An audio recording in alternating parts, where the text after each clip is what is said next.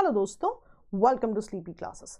Geography के premix की शुरुआत करते हैं। मैं हमेशा कहती हूँ फोकस सीखने पे रखें और साथ साथ जो है क्वेश्चन को सॉल्व करें। क्यों ऐसा मैं हमेशा कहती हूँ? ये क्वेश्चंस बस एक सिमुलेशन है कि फाइनल एग्जाम में क्या पूछा जा सकता है। जो ज्ञान आप यहाँ हासिल करते हैं वो आपको किस फॉर्म में यूज होगा इन सॉल्विंग अ क्वेश्चन, ये जो है आपको नहीं पता। तो फोकस हमेशा ही कॉन्सेप्ट को सीखने में होना चाहिए। चलिए क्विकली मैं आपको क्वेश्चंस दिखाती हूँ। पहला क्वेश्चन है वर्टिकल फार्मिंग से जुड़ा हुआ, हमारी टेस्ट सीरीज से लिया गया है। सेकेंड क्वेश्चन है बखुई वाइल्ड लाइफ सेंचुरी कौन सी स्टेट में है। ऑल्दो ये यूपीएससी का प्रीवियस ईयर क्वेश्चन है लेकिन दोबारा न्यूज में था इसलिए जरूरी है। कभी कभी ये जो है हेल्प करते हैं हमें मैच द फॉलोइंग जैसे क्वेश्चंस को सॉल्व करने में। चलिए तीसरा क्वेश्चन है अबाउट वेस्टर्लीज, अगेन एक कंसेप्चुअल क्वेश्चन है। चौथा क्वेश्चन है क्लास 12th की एनसीईआरटी जो इकोनॉमिक ज्योग्राफी की है about Footloose industries. Last question है कार्बन फर्टिलाइजेशन क्या होती है। चलिए क्विकली मैं आपको बताती हूं। पहला क्वेश्चन हमारी टेस्ट सीरीज से है वर्टिकल फार्मिंग के बारे में। अब क्वेश्चन क्या कहता है? वर्टिकल फार्मिंग एक स्पेसिफिक टाइप ऑफ फार्मिंग है जो कि इंडोर फार्मिंग है।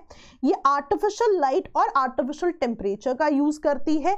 इसमें ज्यादा वाटर और ज्यादा पेस्टिसाइड लगते हैं दैन जो कि ट्रेडिशनल फार्मिंग प्रैक्टिसेस है, और ये हेल्प भी कर सकती है इन रिड्यूसिंग कार्बन फुटप्रिंट।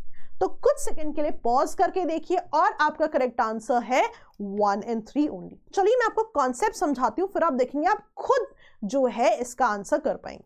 अब वर्टिकल फार्मिंग में क्या होता है? बेसिकली एक फार्मिंग का मेथड है जिसमें आप फूड प्रोड्यूस करते हैं इन वर्टिकली स्टैक लेयर, राइट। अब मैं आपको दिखाती हूँ होता क्या है। कुछ इस तरह का मैकेनिज्म है। आप देखिए वर्टिकली स्टैक लेयर्स हैं फॉर फार्मिंग। तो बहुत ही कंट्रोल्ड एनवायरनमेंट होता है, बहुत ही जो है कंट्रोल्ड यूजेज ऑफ रिसोर्सेज होता है और इंडोर में होती है। मैं इसका एग्जाम्पल समझाती हूँ आपको। For example hydroponics. हाइड्रो देखिए एसोसिएटेड विद वाटर है। अगर आप इस मैकेनिज्म को ध्यान से देखें तो यहां देखिए रूट्स जो है पानी में इमर्स्ड है। रूट्स जो है नॉर्मल एग्रीकल्चर की जगह सॉइल में नहीं है, राइट। और अगर आप देखें इन रूट्स को न्यूट्रिएंट मिल रहा है एक सेपरेट सोल्यूशन से। तो होता क्या है, बहुत ही कंट्रोल्ड एनवायरनमेंट में इसको बनाया जाता है कुछ इस तरह की लेयर्स में, सो दैट आप देखेंगे कि जितने माइक्रो या मैक्रो न्यूट्रिएंट्स की जरूरत है एग्जैक्टली वो जो है दिए जाए। और आप देखिए सॉइल का भी यूज नहीं हो रहा है, वाटर में ही दिए जा रहे हैं। तो काफी जो है कंट्रोल्ड एनवायरनमेंट रहता है जिसमें कंट्रोल्ड तरीके से न्यूट्रिएंट्स जो है इनको दिए जाते हैं। अब हाइड्रोपोनिक्स देखिए यहाँ पे जो प्लांट्स हैं they grown directly in water. These are soilless mechanism की सॉइल होता ही नहीं है। सिमिलरली आप देखिए हाइड्रोपोनिक्स में आप देखिए यहाँ पे जो है वाटर रहता है। एरोपोनिक्स देखिए कि यहाँ पे जो है वर्टिकली स्टैक लेयर्स हैं। अगेन आप देखिए सॉइल यहाँ एग्जिस्ट नहीं कर रही है। सो आइडिया बहुत सिंपल है कि एनी मैकेनिज्म बेसिकली यहाँ पे सॉइललेस मैकेनिज्म होता है, वर्टिकली स्टैक लेयर्स होती हैं और काफी कंट्रोल्ड एग्रीकल्चर होता है so that plant growth optimise हो, राइट। और very importantly soilless farming technique है, सॉइल का यूज नहीं होता है, राइट। जहां हमने हाइड्रो और एरो की बात करी है, देखिए दोनों ही आपके सॉइल लेस मीडियम्स हैं, राइट। अब देखिए ये जो पूरा मैकेनिज्म है क्योंकि कंट्रोल्ड है इसीलिए ट्रेडिशनल एग्रीकल्चर के जो ड्रॉबैक्स थे उनको जो है ये बेटर करने के लिए यूज हुआ था। फॉर एग्जांपल आप ट्रेडिशनल एग्रीकल्चर में देखेंगे बहुत ज्यादा फर्टिलाइजर्स, बहुत ज्यादा पेस्टिसाइड्स यूज होते हैं, वाटर बहुत ज्यादा यूज होता है और कई बार कार्बन फुटप्रिंट भी बहुत ज्यादा होता है कुछ जो आपकी फसलें हैं उनका। टू रिड्यूस ऑल दिस एक जो है टेक्निक डिराइव की गई है जिससे आप वर्टिकल फार्मिंग कहते हो। So basically yes it is a system of indoor farming. Artificial light, artificial temperature का यूज होता है। No it does not use more water or pesticides. Why? Because already controlled environment है। And yes, in certain cases it can reduce carbon footprint. Basically जो traditional farming method है जहाँ पे land use हो रहा है, carbon footprint बहुत ज़्यादा हो रहा है, उन्हीं को कम करने के लिए आप इन methods पे precise output के हिसाब से precise input in terms of nutrients देते हो और आपको adequate food जो है यहाँ से मिलता है। ठीक है जी। चलिए क्विकली सेकंड क्वेश्चन देखते हैं। तो पहले यूपीएससी ने पूछा हुआ था पखुई वाइल्ड लाइफ सेंचुरी कौन सी स्टेट में है। तो ये रिसेंटली भी न्यूज में रहा है, पर अगर आपने प्रीवियस ईयर क्वेश्चन सॉल्व किए हैं तो इसका करेक्ट आंसर क्या है? अरुणाचल प्रदेश। नाउ अगर मैं आपको न्यूज दिखा, न्यूज में था कि रिसेंटली NTCA की जो मीटिंग हुई है that has been there outside Delhi for the first time, और वो पक्के टाइगर रिजर्व में हुई है। Now why am I saying Pakke tiger reserve? Because Pakhui wild life sanctuary को आप पक्के टाइगर रिजर्व के नाम से भी जानते हो। तो न्यूज में यूजुअली जो पक्के रीजन है उसका नाम आता है, पखुई जो है उसका ऑल्टरनेट नेम है। तो ये छोटी छोटी चीजें हैं दोस्तों जो आपको एक करेक्ट आंसर की तरफ पहुंचने में हेल्प कर सकती है। Every previous year question is important और हम कोशिश करेंगे बाय योर प्रीलिम्स हम मेजॉरिटी क्वेश्चंस जो हैं डिस्कस करें। चलिए क्विकली थर्ड क्वेश्चन पे आते हैं। Which of the following are true but westerlies? Question कहता है वेस्टर्लीज जो है कॉन्टिनेंट्स के वेस्टर्न पार्ट पे प्रेसिपिटेशन लेके आती है। अब क्यों प्रेसिपिटेशन लेके आती है? क्योंकि ये पास करती हैं ओशन के ऊपर से जहां से ये मॉइस्चर लेती हैं, और कहां प्रेसिपिटेशन करती हैं? On the western part of continents. Second option, ये नदर्न हेमिस्फीयर में ज्यादा विग्रस है। क्यों? क्योंकि वहां पे लैक ऑफ लैंड है और ओशंस की डोमिनेंस है। तीसरा ऑप्शन, ये बेस्ट डेवलप होती हैं between 40 degree south and 65 degree south latitude. चलिए क्विकली इसको सॉल्व कीजिए, मैं आपको पूरा मैकेनिज्म डायग्राम से दिखाऊंगी, और यहाँ पे करेक्ट आंसर है 1 and 3 ओनली। अब मैं आपको आंसर दिखाती हूँ, डायग्राम दिखाती हूँ। यहाँ पे आप देखिए वेस्टर्लीज, तो कॉन्टिनेंट्स के वेस्टर्न मार्जिन पे ओशन से आती हुई ये जो हवाएं हैं, क्योंकि ओशन से आ रही है मॉइस्चर लेके आएंगी तो क्या करेंगी? रेनफॉल करेंगी। So on the western part of the continents westerlies rainfall करती है। यस। दूसरी चीज, एक और कॉन्सेप्ट यहां पे आप समझिए।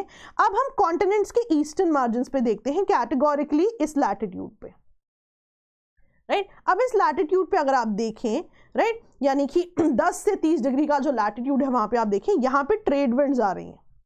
अब ये जो ट्रेड विंड्स हैं 10 से 30 डिग्री लैटिट्यूड पे ईस्टर्न मार्जिन पे रेनफॉल करेंगी। क्यों? बिकॉज अब ये ओशन के ऊपर से होकर आ रही है towards the eastern margins, right. तो ध्यान रखिएगा कि जब हम ईस्टर्न मार्जिन्स की बात करेंगे तो हम कौन सी विंड्स की बात कर रहे हैं? जब हम वेस्टर्न मार्जिन्स की बात करेंगे तो हम किसकी बात कर रहे हैं? Westerlies. Western margins, westerlies, right. एक और मैं आपको इंटरेस्टिंग चीज बताती हूँ। फॉर एग्जाम्पल, जैसे हम ईस्टर्न मार्जिन्स के बारे में आपको बता रही थी, आप वर्ल्ड क्लाइमेट पढ़ते हो। अब आपको पता है 10 से 30 डिग्री के बीच में, राइट, सबसे ईस्टर्न मार्जिन पे मॉनसून टाइप क्लाइमेट आता है। अब ध्यान देना, जब आपकी ट्रेड विंड्स आई, अब ट्रेड विंड जो यहां से आ रही हैं, ये ट्रेड विंड्स जो है क्या कर रही हैं? मॉइस्चर लेकर आ रही हैं ओशन से और यहाँ पे रेनफॉल कर रही हैं। तो यहाँ पे डेफिनेटली किस तरह का क्लाइमेट होना चाहिए? मॉनसून टाइप का क्लाइमेट होना चाहिए। तो कभी भी अगर आपको एग्जैक्ट जो है लैटिट्यूड्स याद ना रहे तो आप ये कॉन्सेप्ट जरूर याद रख लीजिए कि ट्रेड विंड्स जो है जिन जोन्स में डायरेक्टली जो है रेनफॉल लेके आएंगी, मॉइस्चर लेडन विंड्स लेके आएंगी, वहां बहुत ज्यादा रेनफॉल होगी। और रेनफॉल से एसोसिएटेड कौन सी चीज आपको याद आती है बहुत ज्यादा? जहां पे रेनफॉल होती है, जब आप बात करते हैं मॉनसूनल टाइप, राइट। तो ये भी कुछ चीजें हैं जो आप याद रख सकते हैं, ठीक है। चलिए now coming back to the question, तो पहला ऑप्शन तो ठीक था, ये वेस्टर्न पार्ट ऑफ कॉन्टिनेंट्स में प्रेसिपिटेशन करती है। Now they are more vigorous in the northern hemisphere. ऐसा नहीं होता, बेसिकली ये सदर्न हेमिस्फीयर में ज्यादा विग्रस होती है, बिकॉज सदर्न हेमिस्फीयर में जो है बहुत ही कम लैंड है, ओशंस बहुत ज्यादा है। आपने पढ़ा भी होगा शायद कि दुनिया में नदर्न हेमिस्फीयर में ज्यादा लैंड है और सदर्न हेमिस्फीयर में ज्यादा ओशंस है। तो जब ये वेस्टर्ली सदर्न हेमिस्फीयर से होके गुजरती है, मिनिमम इंटरफेरेंस है इनके पास, क्योंकि ओशंस जो है बिल्कुल ही खाली जो है रीजन है आपका। तो बेसिकली विदाउट एनी इंटरफेरेंस जो है ये कैटेगोरिकली सदर्न हेमिस्फीयर में पास्ट होती हैं। क्यों? बिकॉज वहां पे लैक ऑफ लैंड है, राइट। तो यहाँ पे सदर्न हेमिस्फीयर होना चाहिए। अब सदर्न हेमिस्फीयर में इतनी स्ट्रांग है कि इनके डिफरेंट नाम भी हैं, मैं आपको दिखाती हूँ। थर्ड ऑप्शन भी आपको करेक्ट है। आप देखिए कि 40 डिग्री लैटिट्यूड पे इनको रोरिंग 40s कहते हैं, 50 डिग्री लैटिट्यूड पे उन्हें फ्यूरियस 50s कहते हैं, और 60 डिग्री लैटिट्यूड पे इन्हें श्रीकिंग 60s कहते हैं। इतनी ज्यादा जो है ये विग्रस हैं कि इनके अपने नाम हैं, ठीक है जी, याद रहेगा। चलिए क्विकली हम अपना फोर्थ क्वेश्चन देखते हैं। हाँ, fourth question is Footloose industries. तो ये जो है आपके एनसीईआरटी जो क्लास 12th की है वहां पे इसकी बात होती है। तो फुटलूज इंडस्ट्रीज जो है इनके बारे में देखिए। पहला ऑप्शन है they are prone to relocation, they are generally eco friendly, right. इसके एग्जाम्पल्स क्या है? Diamond cutting polishing, and they generally have a strong locational preference. तो यहां पे करेक्ट आंसर क्या बनेगा आपका? आपका करेक्ट आंसर बनता है यहां पे D, 1, 2 and 3। So basically footloose industries वो इंडस्ट्रीज होती हैं जो आप कहीं पर भी जो है शुरू कर सकते हैं, right? They are prone to relocation, कोई दिक्कत की बात नहीं है। सो बेसिकली मैं आपको दिखाती हूँ, जैसे कैरेक्टरिस्टिक्स क्या होते हैं, स्किल्ड वर्कर्स चाहिए होते हैं, स्मॉल कॉम्पोनेंट से होती हैं, राइट? पोल्यूशन भी कॉज नहीं करती, बिल्कुल छोटी छोटी इंडस्ट्री जो कहीं पर भी लगाई जा सकती हैं। फॉर एग्जाम्पल मोबाइल से जुड़ी हुई इंडस्ट्रीज हो सकती हैं, ऐसी इंडस्ट्रीज जो कि बहुत स्पेसिफिक स्किल सेट मांगती है, फॉर एग्जाम्पल डायमंड कटिंग या पॉलिशिंग, की कहीं पर भी जो है फुटलूज है, कहीं पर भी जो है इनको लगाया जा सकता है। So they are prone to relocation, yes. Generally eco friendly, अब ध्यान देना, जनरली इको फ्रेंडली, कि यूजुअली ये इंडस्ट्रीज इको फ्रेंडली होती है, कहीं भी लगाई जा सकती है, कार्बन फुटप्रिंट की भी यहाँ पे बहुत ज्यादा दिक्कत नहीं होती। और इसका बहुत अच्छा एग्जांपल डायमंड इंडस्ट्री हो सकती है। अब जो चौथा ऑप्शन है कि लोकेशनल प्रेफरेंस है, बिल्कुल भी नहीं, कोई लोकेशन प्रेफरेंस नहीं है इनकी। जो है बेस्ट बात ही है कि जहां पे इनको अपने से जुड़े हुए एडिक्वेट कैरेक्टरिस्टिक्स मिल जाएंगे वहां पे लग जाती है।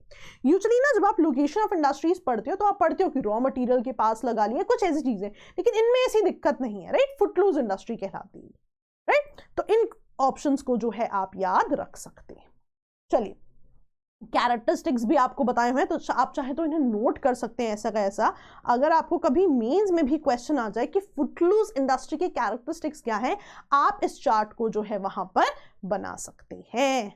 ठीक है जी, चलिए last question of the day, which of the following statements best describes carbon fertilisation? तो कुछ सेकंड के लिए पॉज कीजिए और देखिए ऑप्शंस क्या है, राइट?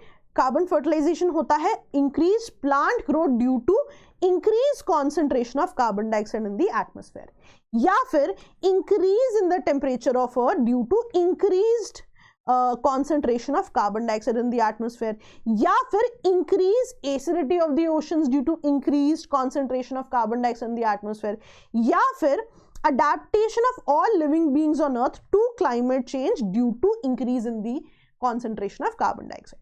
अब देखिए यहाँ पे चार ऑप्शंस में एक चीज कॉमन है कि चारों ही बात कर रहे हैं कि ये तभी पॉसिबल है जब आपकी कार्बन डाइऑक्साइड की कॉन्सेंट्रेशन इंक्रीज हो जाए।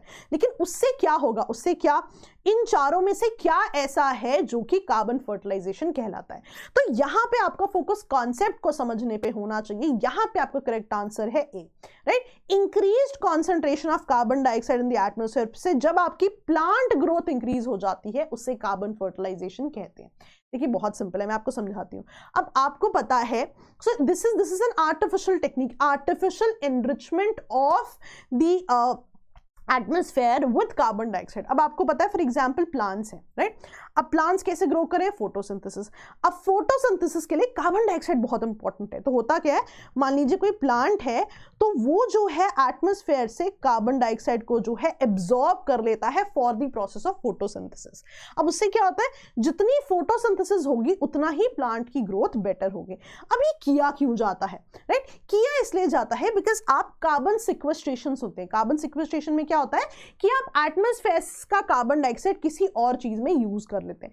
That is what happens here, कि यहां पे कार्बन डाइऑक्साइड इंक्रीज किया जाता है एटमॉस्फेयर में, सो दैट एटमॉस्फेयर से हटके इनको कौन यूज कर ले? प्लांट्स यूज करने। और जितना ज्यादा कार्बन डाइऑक्साइड होगा प्लांट्स उतना उसको यूज करेंगे, उतना ही जो है उनका रेट ऑफ फोटोसिंथेसिस बढ़ेगा, व्हिच मींस उनकी प्लांट ग्रोथ भी इंक्रीज होगी। बिकॉज फोटोसिंथेसिस के लिए इनपुट क्या है?